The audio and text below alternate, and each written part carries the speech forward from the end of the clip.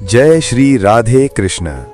प्रिय आत्माओं, आज की ये वाणी केवल शब्दों का संग्रह नहीं है। ये उस अनंत करुणामय मुरली मनोहर नंदलाल श्री कृष्ण की कृपा का प्रवाह है, जो बिना किसी भेदभाव के हर उस हृदय तक पहुंचता है जो उसे ग्रहण करने के लिए तैयार हो। जब भी मनुष्य का मन संसार की चकाचौंध में उलझ जाता है, जब मोह, अपेक्षाएं, तुलना और असफलताओं का बोझ आत्मा को दबाने लगता है, तब कहीं न कहीं से एक दिव्य संकेत आता है। कभी वो संकेत किसी संत के माध्यम से, कभी किसी घटना के रूप में, तो कभी किसी साधारण से प्रतीत होने वाले संदेश में छिपा होता है। संभव है कि आज का ये संदेश भी आपके जीवन में उसी दिव्य संकेत की तरह आया हो, जो आपको रुककर सोचने, भीतर झांकने और अपने जीवन की दिशा को पुनः परिभाषित करने के लिए प्रेरित करने आया हो। कुछ क्षण के लिए अपने मन को शांत कर लीजिए, बाहरी दुनिया की आवाजों को धीमा कर दीजिए। अपनी आंखें बंद करके ये अनुभव कीजिए कि आपके भीतर एक ऐसी चेतना है जो शरीर, परिस्थितियों और विचारों से परे है। वही चेतना आपकी वास्तविक पहचान है। जब उस चेतना से आपका संपर्क स्थापित हो जाता है, तब जीवन की जटिल से जटिल परिस्थिति भी सरल प्रतीत होने लगती है।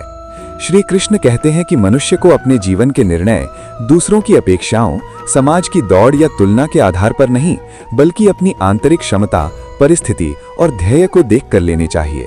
जो लोग केवल इस बात से प्रेरित होते हैं कि लोग क्या कहेंगे, वे अंततः स्वयं से दूर हो जाते हैं। संसार में प्रशंसा और निंदा दोनों ही चलती रहती हैं। यदि आप प्रशंसा से अत्यधिक प्रसन्न हो जाते हैं, तो निंदा आपको अवश्य विचलित करेगी। इसलिए अपनी शांति को अपना कवच बनाइए। जैसे सूर्य की किरणें समुद्र को सुखा नहीं सकती, वैसे ही संसार की आलोचना उस व्यक्ति को नहीं डिगा सकती जो अपने भीतर स्थिर है। आपके जीवन की सबसे बड़ी शक्ति आपका संतुलित मन है। जब मन संतुलित होता है तो निर्णय स्पष्ट होते हैं, कर्म सटीक होते हैं और परिणाम सहज स्वीकार्य हो जाते हैं। एक दृष्टांत स्मरण कीजिए। एक पक्षी ने बड़े प्रेम से अपना घोंसला बनाया। अचानक एक तूफान आया और उसका घर उजड़ गया। पक्षी ने ईश्वर से शिकायत की कि हे प्रभु, मैंने तो किसी का बुरा नहीं किया, फिर मेरा आशियाना क्यों उजाड़ दिया। तभी उसे ज्ञात हुआ कि जिस समय वो सो रहा था, एक विषधर सर्प उसके घोंसले की ओर बढ़ रहा था। तूफान ने उसे जगाया और उसका जीवन बच गया। हमें भी जीवन में कई बार ऐसे तूफान झेलने पड़ते हैं जिनका कारण तत्काल समझ नहीं आता। हम उन्हें दुर्भाग्य समझ लेते हैं, जबकि वे कई बार हमारे लिए अदृश्य संकटों से रक्षा का माध्यम होते हैं।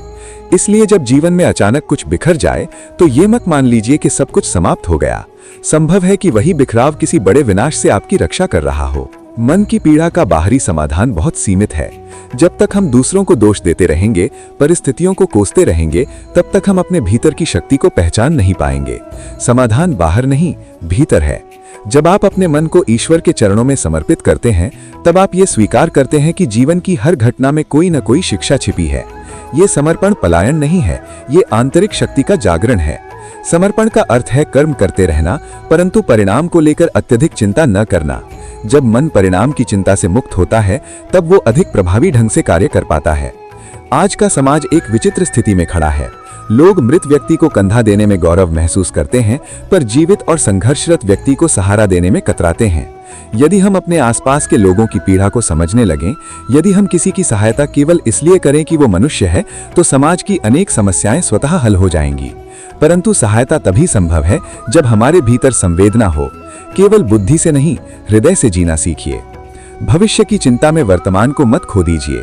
जिसने आपको ये जीवन दिया है, उसने आपके लिए कुछ न कुछ अवश्य सोचा होगा। आपका बीता हुआ कल चाहे कैसा भी रहा हो, आपका आने वाला कल आज के निर्णयों और कर्मों से निर्मित होगा।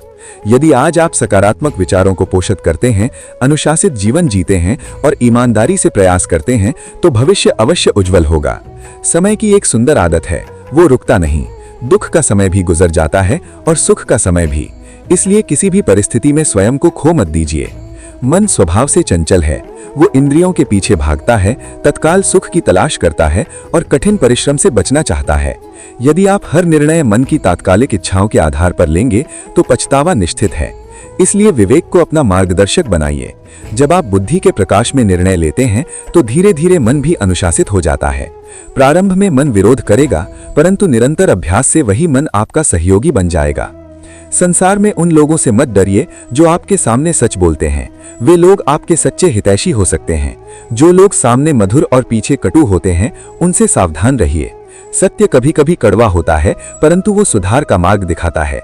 यदि कोई आपकी कमी बताता है तो उसे शत्रु मत मानिए, उसे एक दर्पण समझिए। दर्पण आपको वैसा ही दिखाता है जैसे आप हैं, वो चापलूसी नहीं करता। यदि आज आप अकेलापन महसूस कर रहे हैं तो उसे अभिशाप मत समझिए। अकेलापन आत्मचिंतन का अवसर है। जब आप स्वयं के साथ समय बिताते हैं तब आप अपने विचारों, इच्छाओं और भय को समझ पाते हैं। यही समझ आत्मविकास का आधार बनती है। संसार की यात्रा में अंततः हर व्यक्ति को अकेले ही आगे बढ़ना होता है, इसलिए अकेले रहने की कला सीखिए। जीवन कर्मों के पहिए पर चलता है। जो बीज आप बोते हैं वही फसल उगती है। यदि आप क्रोध बोएंगे तो शांति की अपेक्षा व्यर्थ है। यदि आप परिश्रम बोएंगे तो सफलता का अंकुर अवश्य फूटेगा। कर्म का सिद्धांत अटल है, इसलिए हर कार्य से पहले ये सोचिए कि उसका परिणाम क्या हो सकता है। क्षणिक लाभ के लिए ऐसे कार्य मत कीजिए जो दीर्घकालिक हानि पहुंचाएं। हार और जीत जीवन के दो पहलू हैं। हार आपको तोड़ने के लिए नहीं, बल्कि मजबूत बनाने के लिए आती है। जब आप गिरकर पुनः उठते हैं तब आपका आत्मविश्वास कई गुना बढ़ जाता है। जीत का आनंद वही व्यक्ति समझ सकता है जिसने हार का स्वाद चखा हो। इसलिए असफलता से मत डरिए, उसे एक शिक्षक की तरह स्वीकार कीजिए। यदि कोई आपसे सहायता मांगने आए तो अपनी सामर्थ्य के अनुसार सहायता कीजिए। देने का सौभाग्य हर किसी को नहीं मिलता। सेवा का वास्तविक प्रतिफल मन की शांति है। अपेक्षा के साथ की गई सेवा व्यापार बन जाती है। निस्वार्थ सेवा आत्मा को हल्का कर देती है। जीवन की छोटी छोटी गलतियों को अनदेखा मत कीजिए। बड़े पतन अक्सर छोटी उपेक्षाओं से शुरू होते हैं। यदि आप अपनी कमियों को स्वीकार करने का साहस रखते हैं तो आप निरंतर प्रगति करेंगे। जो व्यक्ति अपनी गलती मान लेता है वो आधी समस्या का समाधान उसी क्षण कर देता है। अपमान का उत्तर क्रोध से नहीं, गरिमा से दीजिए। क्रोध क्षणिक संतोष देता है, परंतु दीर्घकालिक पछतावा छोड़ जाता है। सफलता और श्रेष्ठ आचरण से दिया गया उत्तर सबसे प्रभावी होता है। यदि कोई आपके बारे में पीठ पीछे बात करता है तो परेशान न हो। चर्चा उन्हीं की होती है जिनमें कुछ विशेष होता है। क्षमा करना महानता है, परंतु टूटा हुआ विश्वास पुनः स्थापित करने से पहले सावधानी आवश्यक है। हर व्यक्ति को अपने जीवन में सीमाएं निर्धारित करनी चाहिए। अत्यधिक अपेक्षाएं तनाव को जन्म देती हैं। जितनी अपेक्षा कम, उतनी शांति अधिक। प्रेम निःशुल्क है, परंतु दुर्लभ है। सच्चा प्रेम त्याग, धैर्य और समझ की मांग करता है। रिश्तों को निभाने के लिए केवल भावना नहीं, बल्कि संयम और संवाद भी आवश्यक है। छल से केवल कलह उत्पन्न होती है, शांति नहीं। स्वास्थ्य सबसे बड़ा धन है। यदि शरीर स्वस्थ है और मन संतुष्ट है तो जीवन की अनेक समस्याएं छोटी लगने लगती हैं। संतोष वो संपत्ति है जो किसी बैंक में नहीं, बल्कि हृदय में संचित होती है। क्रोध एक चिंगारी है जो पहले स्वयं को जलाती है। जब भी क्रोध आए, कुछ क्षण रुकिए, गहरी सांस लीजिए। स्वयं से पूछिए कि क्या ये प्रतिक्रिया आवश्यक है। अधिकांश स्थितियों में आप पाएंगे कि मौन अधिक प्रभावी है। अपने सपनों को दूसरों की राय के आधार पर मत छोड़ दीजिए। यदि आपका लक्ष्य स्पष्ट है और आपका प्रयास ईमानदार है तो मार्ग अवश्य बनेगा। तुलना से बचिए।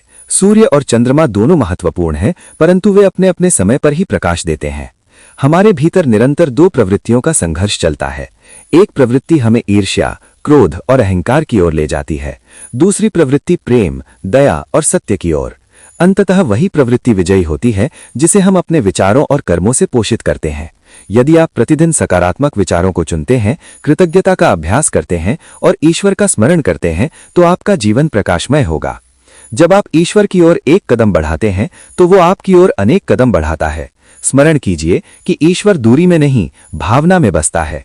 जिस भाव से आप उसे पुकारते हैं वो उसी भाव से उत्तर देता है। अपने जीवन की प्रसन्नता की चाबी दूसरों के हाथ में मत दीजिए। आपकी खुशी आपकी जिम्मेदारी है। परिस्थितियां बदलती रहेंगी, लोग आते जाते रहेंगे, परंतु यदि आपका केंद्र भीतर स्थिर है तो कोई भी बाहरी तूफान आपको डिगा नहीं पाएगा। अंत में यही कहूंगा कि जीवन एक अनमोल अवसर है। इसे शिकायतों में मत गवाइए। इसे कृतज्ञता, सेवा, परिश्रम और प्रेम से सजाइए। यदि इन शब्दों ने आपके हृदय को स्पर्श किया है और आप चाहते हैं कि ऐसे ही आध्यात्मिक संदेश निरंतर आप तक पहुंचते रहें तो हमारे इस चैनल को अवश्य सब्सक्राइब करें, बेल आइकॉन दबाएं और इस संदेश को अपने प्रियजनों के साथ साझा करें। ज्ञान बांटना ही सबसे बड़ी सेवा है। श्री कृष्ण आपकी हर कठिनाई दूर करें और आपके जीवन में शांति, प्रेम और समृद्धि का प्रकाश भर दें। जय श्री राधे कृष्ण।